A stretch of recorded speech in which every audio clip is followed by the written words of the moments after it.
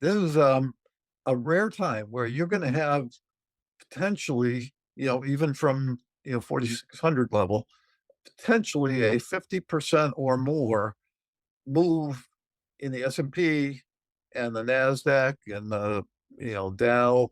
My targets for the Dow is 48,000, and I think that's low. I'm probably gonna have to raise it. My target for the Nasdaq is 20,000. I'm sure I'm gonna have to raise that.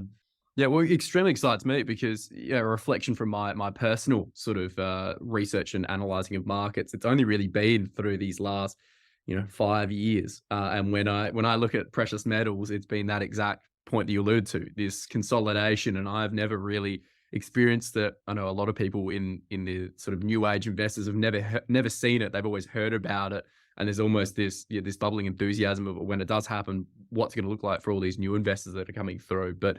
Of course, there's other areas that I think are going to be encouraging and places to look at. But when you're looking at the outlook of where else you see potential drive and economic growth coming from, and what are you looking at, and what areas? Yeah, I just want to put it in the context. This is a rare time where you're going to have potentially, even from 4,600 level, potentially a 50% or more move in the S&P and the Nasdaq and the Dow. My targets for the Dow is 48,000, and I think that's low. I'm probably gonna have to raise it.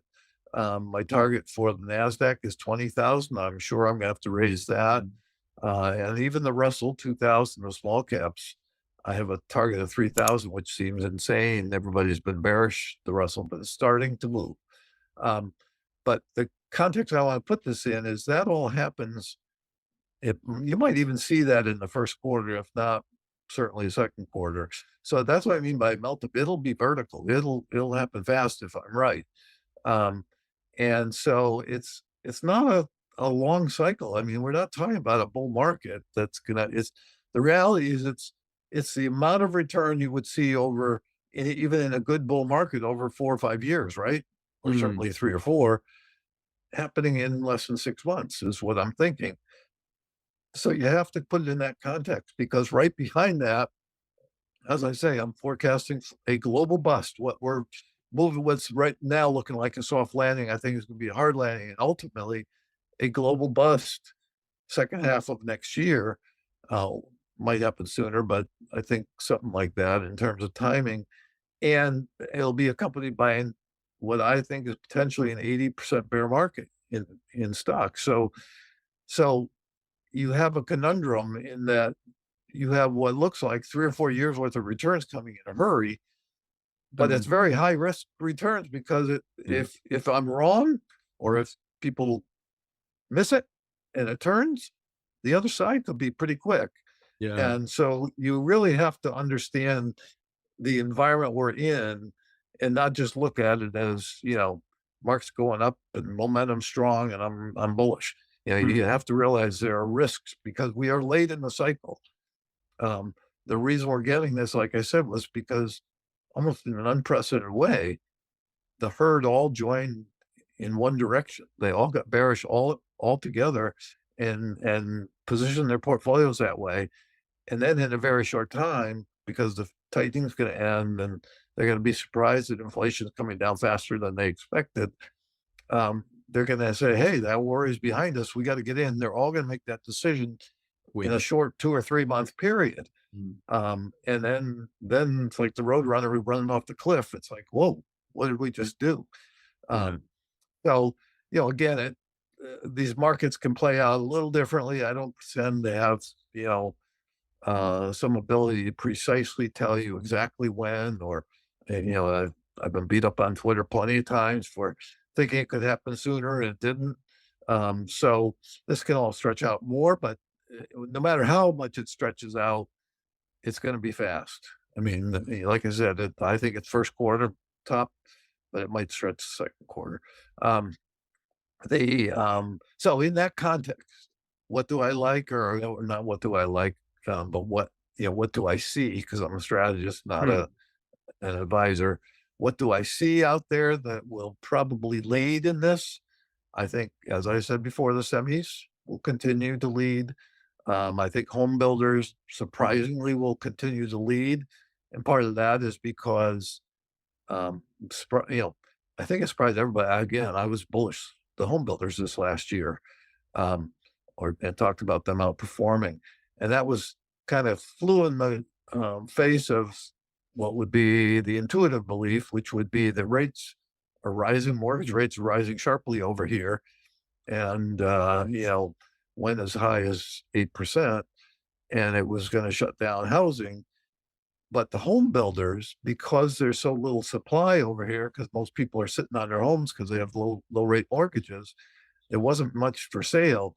The home builders were able to keep selling because there was demand, and they were buying down the mortgage rate. So they were subsidizing the mortgage rate, so people could still get a 5% mortgage because of profits that the home builders had in the house, in the home prices, allowed them some ability to kind of market it that way.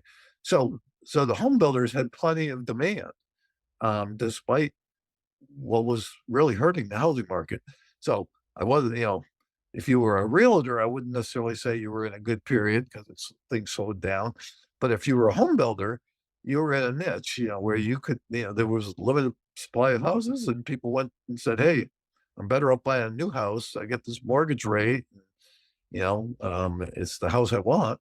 So I think that's going to continue now that mortgage rates have peaked and rolled over, and I'm bullish the bond market. I think you can ultimately in the next 6 months see, I think the 10-year get down to 2.5%, um, certainly sub three, and so mortgage rates can come back down. So I think you will see a bounce in housing.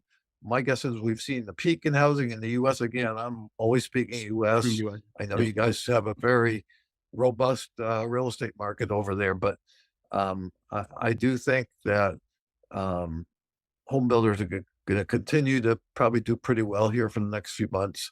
So they'll participate. Surprisingly, industrials are not far off their all-time highs. In spite of the bear market we went through, they held up better, and I think they're gonna do pretty well in this period. It's gonna be a broad rally, so there's a Mm. lot of things that will perform.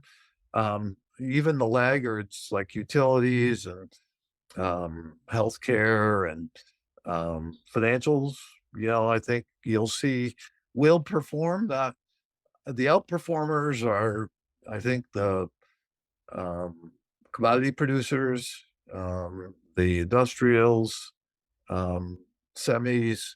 I think you could see even the so-called big tech, um, Magnificent Seven and Yep. beyond.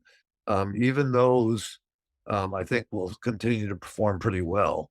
So it's going to be a broad rally. The areas where I think you're going to see lag, is energy for sure, and utilities. Even though they'll have a decent run here, it'll be an underperformance relative to the market. They can't keep up with that. They'll get the benefit of rates coming down, will help utilities, but defensive sectors are probably the area that are going to be Mm. people are going to be getting more offensive, so they're going to switch out of healthcare, utilities, um, consumer staples, and switch into the more aggressive areas, cyclical and the more aggressive growth areas. So I think small caps will do very well.